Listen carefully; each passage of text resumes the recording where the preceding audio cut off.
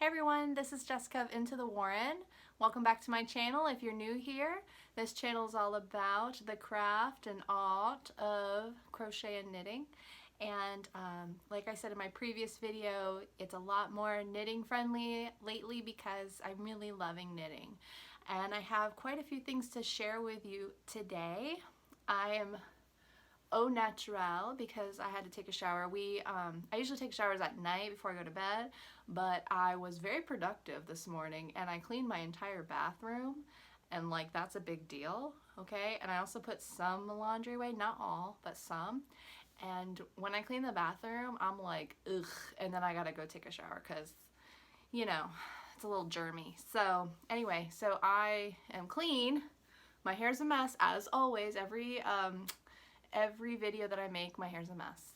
It's just the wild hair. I don't know how to tame it. Whatever. Anyway, so I have quite a few things to show you today. Where do I begin? Okay, so the first thing is a finished object that I showed the whip for last video. And that is this hipster shawl. Okay, you're going to be able to see it a lot better now that it's off the needles. I'm trying to see which side is the right side. Okay. So here is the hipster shawl. I made mine with 100% cotton from, I love this cotton from Hobby Lobby. It's a worsted weight shawl pattern. And I had just had this yarn just sitting on my shelf. And I had a lot of it. I was originally going to crochet a top with it, a summer top, but I never got around to it. And so it's just been sitting there. So I said, why not? I don't need to buy more yarn for this shawl. I've got plenty of yarn, which is true, but it doesn't stop me, obviously. So this is how it looks. Now it is not one of the, popular V-shaped shawls, triangle shawls. It's actually like a crescent moon shape. So you can see on the end it's got like this curve. And the beautiful thing about this is a couple of reasons. I like it because it has these X's. It's hard to see. They're these big X's. And then there's also arrows, which with this light you might not be able to see. And it's just a repeated pattern. Most of it is a garter stitch, meaning you just knit back and forth. So it's like one of those patterns where you can, look at all the dust flying in my, do you see all the dust flying in my room? Oh my goodness. So if it's like a pattern where like you can watch TV and do it, it's like, I'm sorry for all the dust. I don't know why it's so dusty. I just dusted. Maybe it's in my shawl. Or dog hair, but anyway, you can watch like TV and do it because it's just like knitting. So yeah, I watched a lot of Netflix doing this shawl. I've been watching The Last Kingdom, the last season of The Last Kingdom that just came out, and it was really good. Very gory, but I like it. So anyway, this is a pretty large shawl. Like it's bigger than my like wingspan. And it's cozy. It is so cozy and it drapes really well. And I had to put fringe on it. I know some people don't like fringe. I just can't relate to those people because fringe is so cool. So you can wear it like a shawl, which I've been doing on the cooler mornings since I've made it. Or when I went to the grocery store the other day and it was a little chilly, I just did the scarf thing. Of course, I looked much nicer than I do now. I had my hair dry and it was up, but it was really cute with like a nice shirt and some jeans. And it's like, because it's cotton, it's like breathable, it's not too hot. And I like the color. I like green a lot. I have a lot of green yarn. So it's just up my alley. And it'll be pretty in the fall and the winter and the summer, anytime, So that's one of well, this is my only finished object so far, but of course only been a few days, so I count that as a success. Okay, and then, I'll show you my whip. I don't know why I'm so excited. I'm just so excited right now. I did get my yarn from Michael's pickup, curbside pickup. It went without a hitch. I got to go for a ride. I had a destination. Brooke was in the car with me, and we just drove over there. You call up, you say, this is my order number, and they come out, and they bring you your stuff. It was awesome. Didn't have to go in. So the next WIP uses Heartland, Line Brand Heartland, and it is the colorway Redwood. And I like this yarn because it's 100% acrylic. I like this yarn because I like the color, this color of red, and I really am not a red person. But this red has, in certain light, it does look tonal. It does have some variation in the red shading. And I think it's just a trick of the eye, but it's definitely deeper than the previous red I was going to use, which I have fixed. I'll show you that. But it just had more depth to it, and it was just prettier to me. So with this yarn, I started my grandmother's shawl that I told you about last video. And the shawl pattern that I am doing is called Miami Vice. It's on Ravelry, and it is a free pattern. I will link it in the description if I remember. And this pattern is called Miami Vice. I have no idea why it's called Miami Vice. Maybe because the original pattern is like this sea foam green color, and it's like the ocean, so it's like Miami Vice show in Miami. I don't know. I have no idea. But it's called Miami Vice. So I started, this is a worsted weight, or I think it has two options. It can either be worsted weight or sport weight. I could be wrong, but definitely worsted weight. And the pattern has both versions. So it says if you use worsted weight, do this. If you have sport weight, do this. And so it does give you those two options of weights. So I'm doing the worsted weight, obviously. And I have started this. This is basically like the yoke of the, hold please. This is like the yoke of the starting of the shawl. And it's really simple. It's a lot of yarn overs. I'm just like shedding, and there's dust. I have no idea what's going on. So this is kind of what it's looking like. It's really just this pattern. Oh, excuse my nails. You know, I told you in the last video. Can't get them off. They're gel nails. They won't come off. There's not a nail salon nearby that's open, which is fine. But anyway, this is kind of what it's looking like. So there's moments of yarn overs to make these holes. And there's some stockinette stitch, and there's some garter stitch, a whole lot of everything in there. And I'm really liking, sorry, I got dust up my nose. I'm really liking how this is looking. I think it's going to be really pretty. The only thing I will say about this particular yarn is that I find that it splits a little bit if you're not careful. And there's a lot of knit two togethers, and that's, you know, a moment where the yarn can split.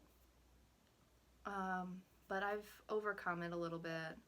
I just wish it didn't split so much. Now I am using wooden needles that have more friction. Maybe with metal needles it's not as difficult. But overall, I really like this pattern. It's really easy to follow. I don't think it's going to take that long because look at, like, this is a good size for just doing it for like an hour one day. I think it'll be a quick pattern, and then I'll wash it, block it, and I'm going to put my grandmother's name on it because, like I said, she's got memory loss issues, and she might wake up one day and not even know it's hers. You know, so I want to make sure that I put like a little tag on it with her name on it so that she knows it belongs to her. And I hope that she'll enjoy it, and it's big enough where she can snuggle and be comfortable when she feels cold or, you know, whatever. So hopefully she will appreciate that. Okay, then I have said over and over again, like, I don't want to get into yarn dyeing. I don't want to get into yarn dyeing. It's too much of a mess. My house is very little. I have like a cottage house. It's only, if you include the laundry room, 900 square feet. if you don't include it, I think it's like $6.50. It's like, we have a little tiny house, and it's from the 1940s, but it's been renovated, so everything's brand new in it, but space is an issue. Like, even just having my yarn in here is can be claustrophobic if we're not careful. So anyway, I was going to be like, no, I don't need another hobby or another another thing to do. But I've been watching some knitting channels, and I've gone down the rabbit hole of watching KnitCrate, the KnitCrate channel, where basically she dyes yarn, but she does it as like a test. Like, if I do this method or use this material, what will happen to the yarn? Like, how will it look? What will be the outcome? So she's like a yarn scientist, really.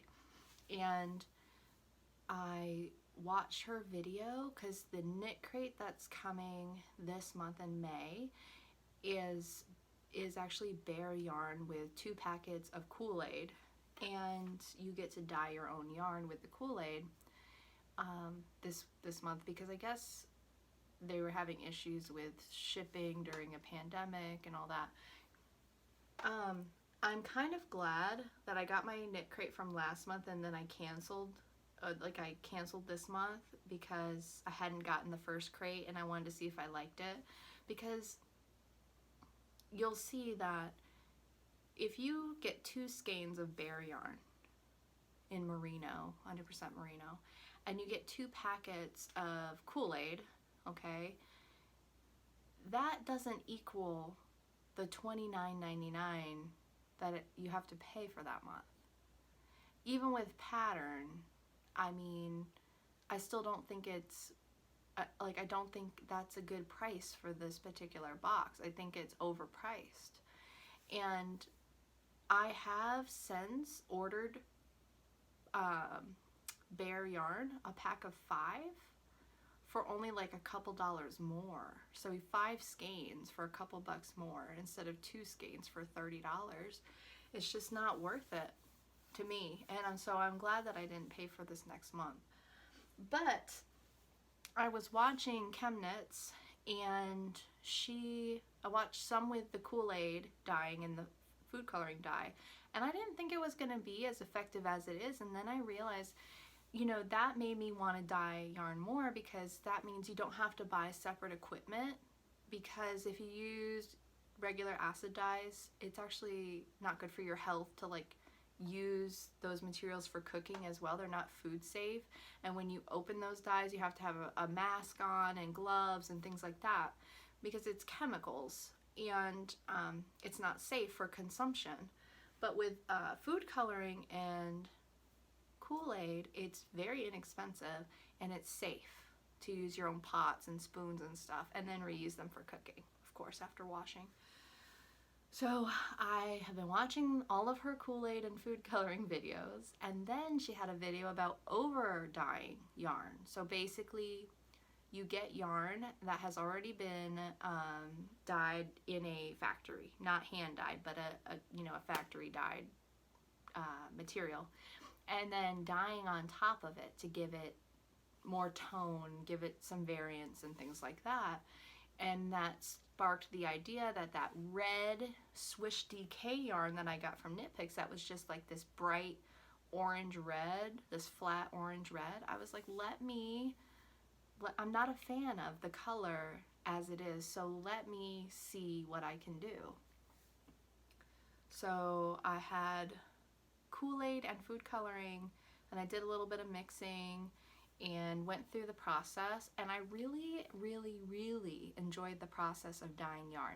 I thought it was so stress relieving and creative. It's like I'm an art teacher, and I love to do anything related to art, and it felt like painting. It felt like, it was awesome and soothing. So I used black cherry Kool-Aid and a little bit of like a blue dye. And the cool thing about Kool-Aid is it has citric acid in it, so you don't have to add acid. Now, if you use food coloring, you do have to use either vinegar or citric acid for the dye to set. But I took the 3 skeins of the Swish DK and I laid the yarn out. I made it into a hank, laid it out flat, mixed the Kool-Aid and all that, and started to use a measuring syringe, you know, like the Tylenol syringes for babies. We've got a million of them in this house from Brooke over the, you know, last year or so of medicine and all that.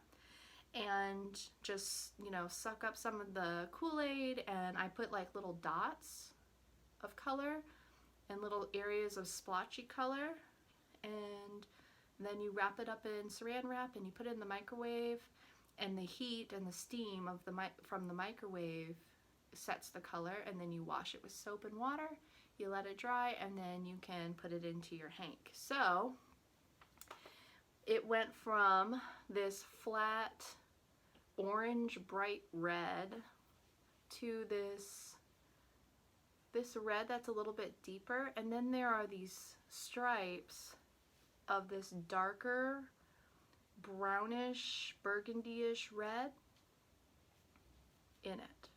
So this one I tied with the green cotton, so that's why there's green in there. 2 and 3. So I have 3, and I dyed all of these at the same time to keep it consistent with the amount of color used. So all 3 of these are the same recipe, the same amount of color to make these. So I have about 350 yards of yarn that I can use. I thought this would be really cute to knit Brooke like a little sweater, like during like the winter, because it's kind of a little wintry. Like, it's a deep red, but the other thing is, while I was like winding the yarn, there are love bugs everywhere in Florida right now. If you don't know what love bugs are, they're bugs that only live like a week or so, and they breed everywhere, and they're everywhere flying in the air, and they're like a blackish brown with some red. So I've called this colorway Love Bug. But I think it would be a pretty sweater around the holidays too. So I have that, and then I was like, well, I want to see what it looks like when you knit it. So I knitted a little swatch to show you. This is what it looks like when it's knit, and it's so cool. I love how in the stockinette there are stitches that have some darker and mid shades. I think that's so pretty. So that's what it looks like all knitted up. So I did that, and I ordered some more bear yarn. I think in the next video you'll see, I'm actually going to try to record my process of painting, dyeing bear yarn for the first time, and I have a plan for it, which I'll explain when I post that video. But I think when that yarn comes in, I will share the process with you in case you don't know how to do it and you want to see a novice do it, an amateur. Okay, now the last thing I have to show you is my KnitCrate subscription. This is the April subscription. You might have already seen what's in it if you watch other videos, but I wanted to share it with you too. This is the April KnitCrate. Okay. The first thing in here is the theme. So April 2020, the theme is luminous, which is a cool word. It's a cool theme. I like the little crystals in it and the different colors. And then there is a letter on here that talks about how the pandemic has affected the printing of booklets. So typically in a KnitCrate, you get a booklet of patterns. You get crochet and knitted patterns in a book, a paper book. But due to the pandemic and not planning ahead a little bit for every month, I think I heard, I don't know for sure, but I've heard that they don't give themselves a lot of cushion to plan and receive supplies that they need for their subscription boxes. So they were afraid they wouldn't get the booklets printed in time, so they sent us a postcard instead with a link to the KnitCrate patterns where you can download them on Ravelry and save them in your library. So that's what I did. I went to the link and downloaded it. Now, I haven't watched a lot of the KnitCrate unboxings for April because I find that a lot of people who do the unboxings are affiliated in some way with KnitCrate or ambassadors for them or whatever, and they are a little bit biased.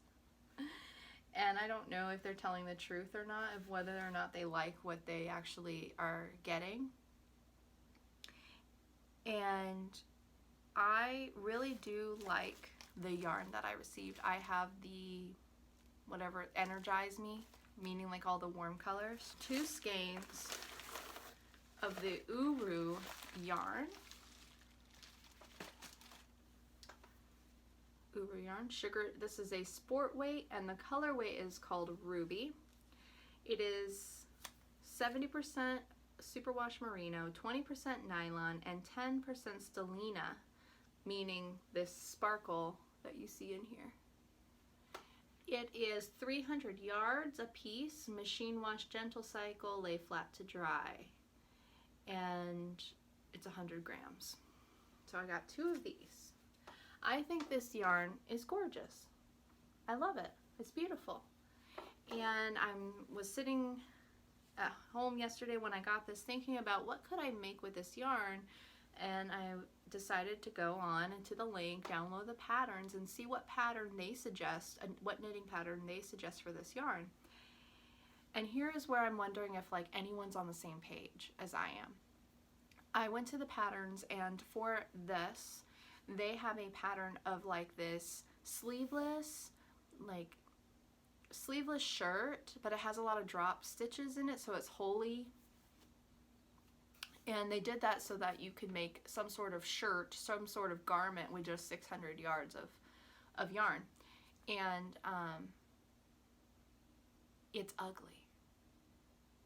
I'm just gonna put that out there. Maybe people are of a different opinion, but there's this like cable down the middle, and it's like a zigzag, but it's not really cable, it's like a zigzag, and it's ugly. I mean, I hate to be rude, but like, really? I mean, if you see a picture, look and see if you can see a picture of it. I wish I had a printed version so I could show you, but that thing is ugly. Like, I could take the cable out of the center, but still it's like, I don't know. I'm not impressed with that pattern at all. I don't like it. The socks look cute. The knitted or the crochet pattern is kind of similar. It's like a holey shirt of some kind, but it doesn't have cable, obviously. And if you look at the edges, it looks like the stitching's weird. I don't know. But if you see a picture of it, I'd love to hear, or you get KnitCrate, I'd love to hear your feedback and thoughts on that pattern, and if you like it or not, because I don't know. I don't know. Maybe it's just not my thing. But anyway, hold on, my husband has to come in. Come in. Interrupting. It's okay. Close the door. I got it. So, I don't know. I wasn't that impressed with the knitted pattern for this. And then also inside, you get one of these soaks that they advertised in the back of the postcard. Okay, so like I said, I love the yarn from the KnitCrate subscription, but I'm not a fan of the pattern, and I'm glad I'm not gonna have it next month because I don't think it's worth the money to get Kool-Aid and some bare yarn in a KnitCrate subscription for that much money. It's not worth the money. So, with that being said, I think that's everything for this video. The next one will be out soon, someday, one day. I hope you enjoyed. If you like this video, please like and subscribe to my channel. Please feel free to leave a comment. I'd love your feedback or thoughts about anything that I talked about or whatever you want to talk about. And I will talk to you next time. Bye.